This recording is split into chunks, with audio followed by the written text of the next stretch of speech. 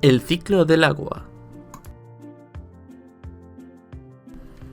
Necesitaremos un recipiente redondo grande y uno pequeño, a poder ser de cristal, plástico transparente, un hornillo, un objeto que pese, gomas elásticas, hervidor, agua y colorante.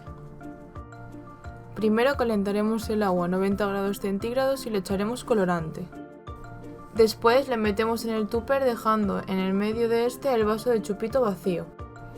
Una vez metamos el agua, inmediatamente ponemos el plástico transparente tapando el tupper y lo sujetaremos con las gomas elásticas.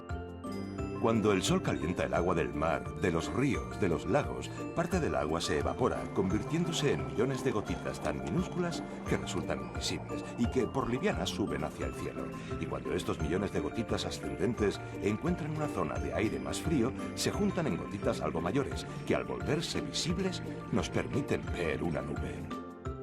Una vez tengamos esto, colocaremos en el centro del plástico un tornillo y alrededor de este colocaremos el hielo. ¿Te asusta a esta altura? No, exactamente. Solo es que lo veo todo muy lejos. La colocación del tornillo es simplemente para que el agua condensada caiga dentro del chupito. La función del hielo consiste en enfriar la parte superior del recipiente. De esta forma se condensará y caerán gotitas. Cuando pasen unos minutos, entre 16 y 20, quitamos el plástico con mucho cuidado y sacamos el chupito. Finalmente mediremos el agua acumulada en el vaso de chupito.